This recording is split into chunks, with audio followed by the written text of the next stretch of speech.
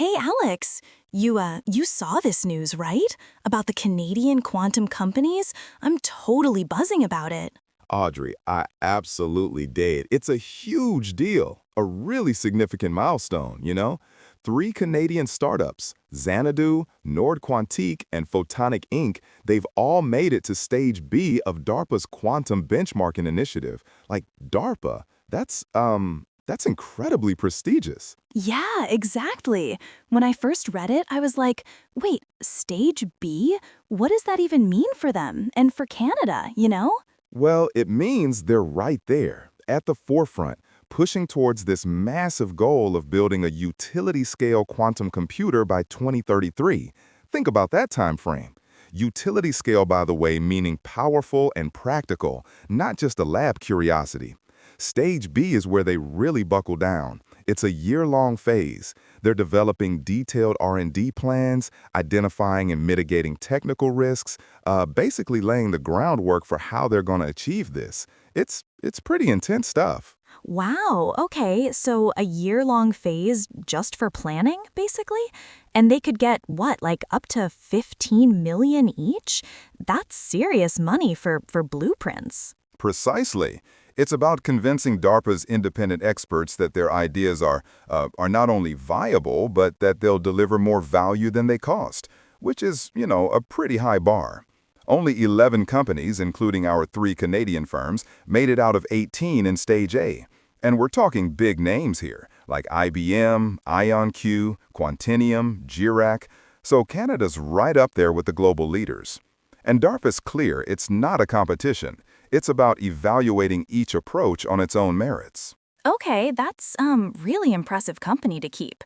So let's talk about Xanadu first. They're like photonic quantum computing, right? What makes their approach so special? Oh, Xanadu is fascinating. They're based in Toronto, and they're tasked with delivering a strategic roadmap for a fault-tolerant, utility-scale photonic quantum computer by 2029. Think about that, 2029. Their photonic architecture has some really cool advantages: room temperature operation, enhanced qubit connectivity, and it's a modular networkable design. That room temperature part, that's a game changer for practicality. They just announced a business combination with Crane Harbor too, so they're really moving fast. Room temp operation sounds incredible. I mean, no giant super cold refrigerators, right? That changes everything. What about Nord Quantique then? They're from Montreal, right? That's right.